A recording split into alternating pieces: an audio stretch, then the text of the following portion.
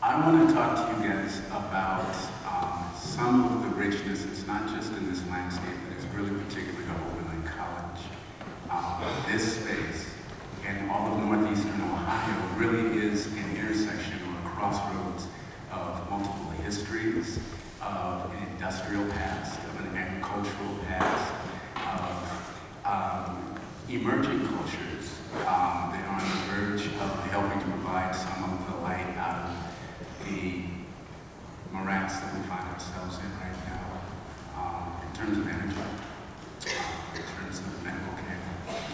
Oberlin College has some of these overlaps of incredible history as well here, and most of you are aware of many. You'll find more as you come and get engaged in the curriculum here. What I want to say to you is that there is an amazing opportunity to explore the human experience in the kind of dynamic and fluid way in which most of us experience our lives. And that's not only in a very, very kind of vertical specialization or major, but it's also in between the gaps, the spaces in between. We've been told on a couple of different occasions already this morning that it will really be beneficial to actually step outside of where you're already comfortable and proficient and make mistakes, expand your horizon, meet new people, move beyond what you already know, right?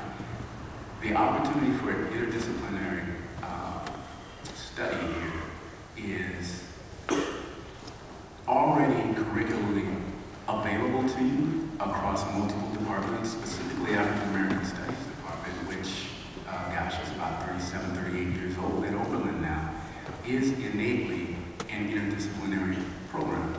We have historians, 3 of them. We have folks dealing with the visual arts, music, literature, politics, dance. If we were to look at comparative American studies, again, we've got historians, sociologists, anthropologists, literary professors. We've got folks who are coming from multiple matrix in order to be able to actually look at the kind of, rather than singular trajectory of any human experience, the multiple trajectories that actually formulate human identities, right? You have the opportunity at Oberlin College to actually choose concentrations in any of your majors. Okay? I teach in, say, the art department. In that department, we might find ourselves looking at a structure. Let's say this structure.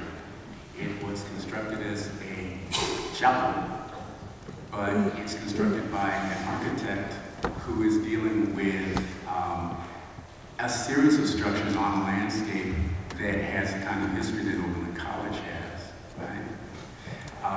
At the same time, the window that is immediately behind us, I'm looking directly at it, was constructed and composed by a visual artist.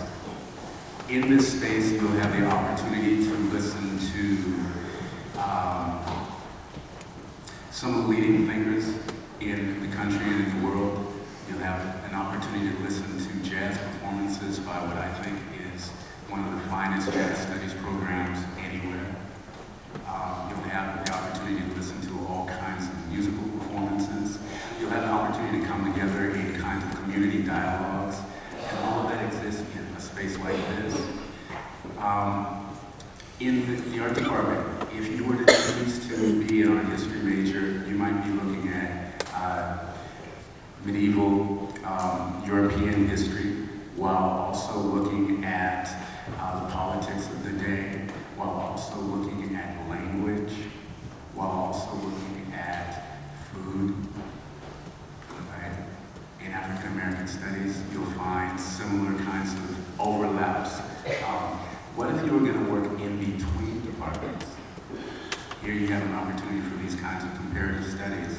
If you were to find that if you were to take an interest in any particular specific avenue of study, and yet there was no place that you felt there was a home for that course, no place in which that course already exists as a curriculum, or no place where you can find that course fit in, you have the opportunity to invent your own course of study, your own major. That's the independent major. Talk to your advisor. You've heard this already. Your advisor will be able to work with you in crafting if, in fact, an independent major was the way to go. In theater, we have an independent performance major. In African American Studies, again, we have a major with a concentration across any of the particular fields that are within the department's curriculum.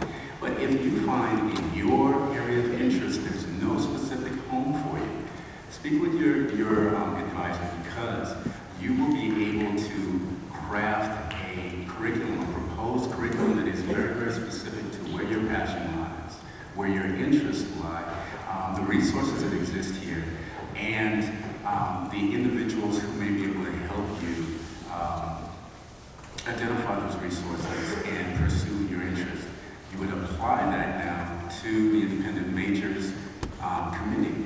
And very few folks get through that committee successfully on the first try, but with the help of an advisor, and advisors hopefully in both or more of the departments that you're interested in specializing, working within or across between, you will be able to put together a strong application to the independent majors committee and end up at the end of that process with your own unique, specialized program of study, and graduate with that as something that was valid and complete on your transcript that, again, is unique to your interest, your passion. So there's an amazing flexibility of how you come at your education here. And it's really, really already something that is very, very organic to this space, because, to be very, very honest with you, although we have incredibly strong, creative, vital faculty here, the students lead the way in terms of this interdisciplinary flow that exists in all of our experience of life, and specifically the way in which students go about studying their experiences here at the college. So welcome, good luck, talk to any of us in any way. Again, talk to your advisors, your professors, each other, and you're gonna have a beautiful run.